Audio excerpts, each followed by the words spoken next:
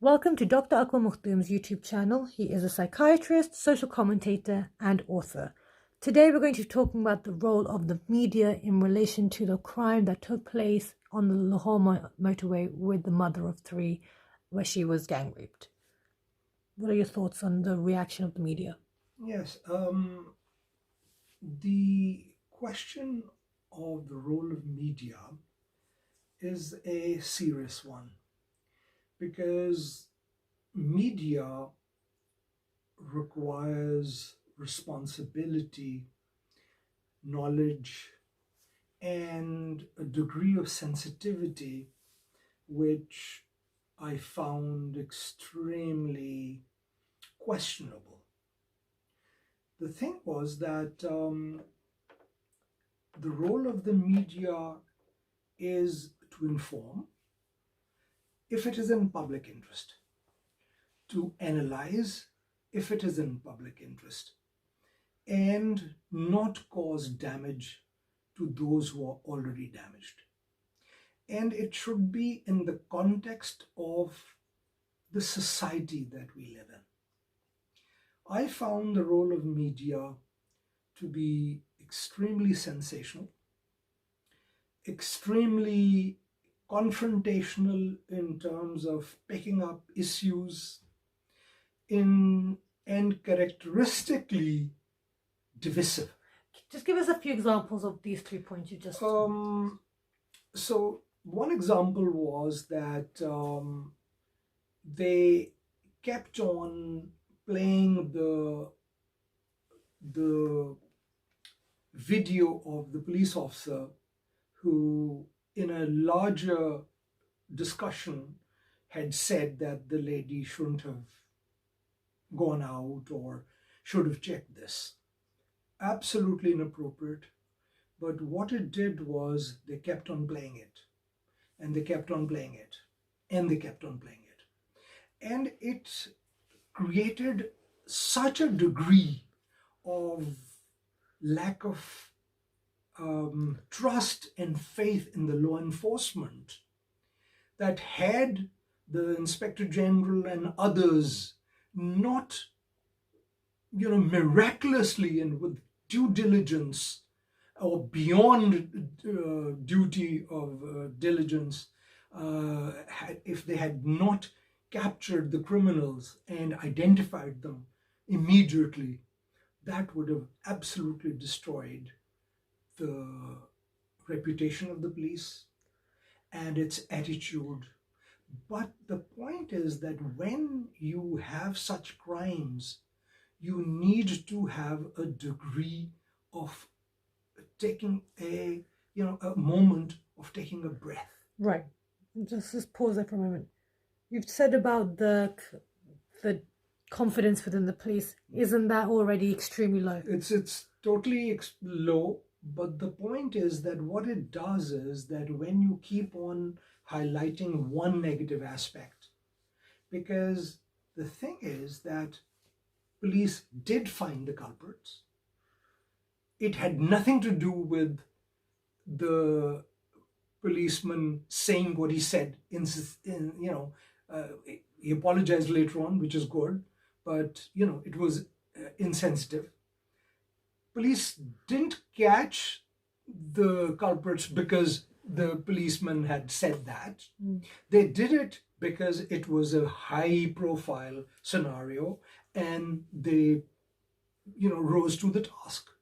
But the point is that when you take away in such heinous crimes every bit, every ounce of confidence that you may have in the law enforcement, what it does is it is a call to chaos. Right.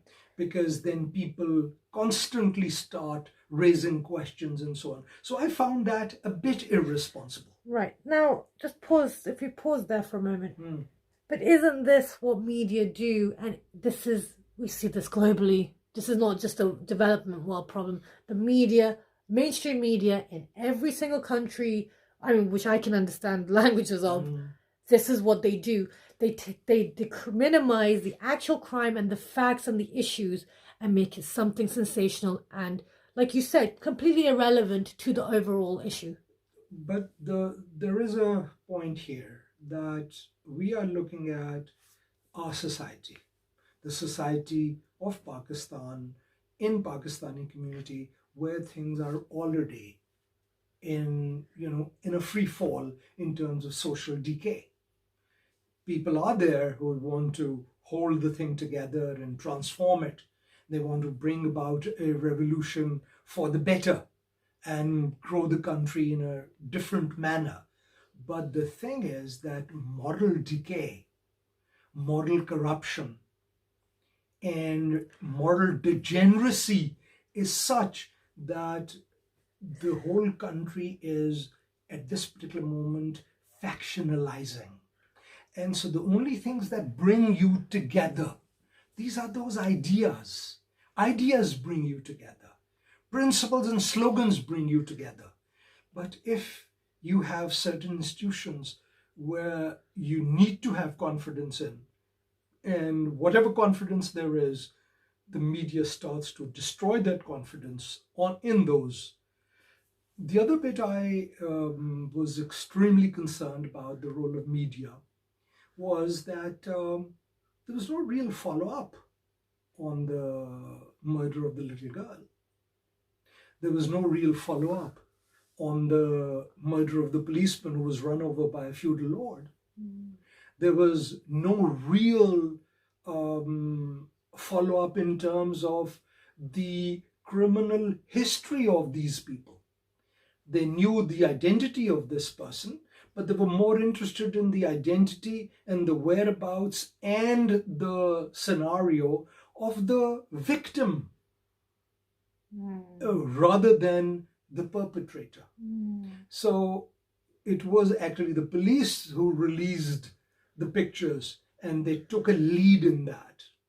But the problem that I see in Pakistani media is that nothing is sacrosanct.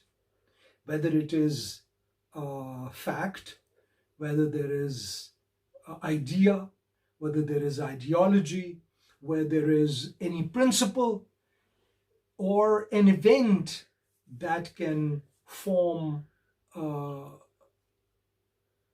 impact on general public. The way they go about it is extremely commercial, and I would say extremely selfish, because it is all about sensationalism. Well, this is what's been going on for over a decade now, isn't it? So that's they keep trying every time to, but then whenever you try to limit or try to bring in ethics of behaviour, then everyone throws their arms up about censorship and all this stuff. The point is that you cannot have any faction of society completely uncontrolled and unbridled. There are lines that no media anywhere in the world can cross. I think we've crossed them many times in Pakistan. In Pakistan, they keep on crossing it again and again and again. And I find that the role of media in Pakistan is very negative. They do not inform people.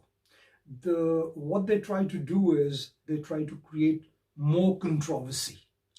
And the controversy actually creates more news, more hypotheses, more fantasy. And so that is why it is very important that the facts are presented. And the other thing that I wanted to highlight is that, very interestingly, it is the anchors who are not experts on anything. They become experts on everything. So they'll be commenting on politics, on technology, on foreign policy, on defense policy, on law enforcement, on morality, on religion. And anchors have started inviting other anchors to give opinion. And so there is a group of these, as in England say, this chattering class, chattering about. And so the problem is that nobody gets informed. Now, the thing is that... We've done many shows like that. I'll give you an example.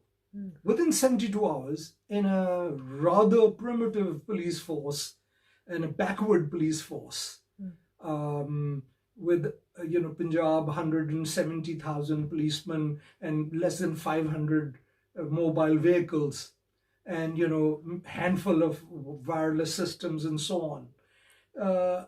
In such a society, within hours, they identified who were the criminals.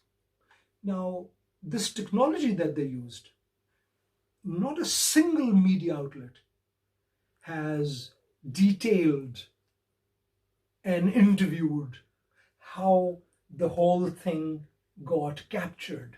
So what was it that they found on site? What did they find on the victim? What was the situation description of the children without showing them? They are desperate to show the face of the victim and the children. That's but horrendous. The thing is that will be so unethical, so traumatizing. But the important thing is that somehow they haven't, though. Well, because the police, guaranteed. Because what the woman and the family were saying, if we are going to be made public, if our identity, we don't want to press charges. Let the rape stand. Let the rapist go away. But we do not want that humiliation. And that is a damning indictment on a society where a woman, after being gang raped in front of her 3 children, when the children are being beaten up, is more concerned about what that society will do to her and do to her children compared to, the crooks getting away. Well, that's what I'm trying to say. Well, that kind of feeds into my point that, okay, yes, fine, in other countries where I mentioned about they all sensationalize, they do give due diligence to the actual crime and how it's solved. No children is named under or 18. the face is shown. Yeah. It is prohibited by law. And people get fined and put into jail if they release them. They get sacked. The newspapers can get closed down and fined heavily. So that is what I'm trying to say. That when you are, because there are limits to journalism as well. Journalism can get into criminality. And this is what News of the World was doing in England. Oh, and they got into trouble. And not only they got shut down. Oh, yes, of course. They got shut down. And those who were perpetrators of that criminality were either fined or imprisoned and have never been able to work in media. So that is what I'm trying to say, that we are talking of the freest states in the world, the freest democracies in the world, like in England and elsewhere, where there are these limits. You cannot do certain things which are totally deemed inappropriate and insensitive. But we keep on doing it again and again and again. Now, what I'm while saying, claiming our own humanity.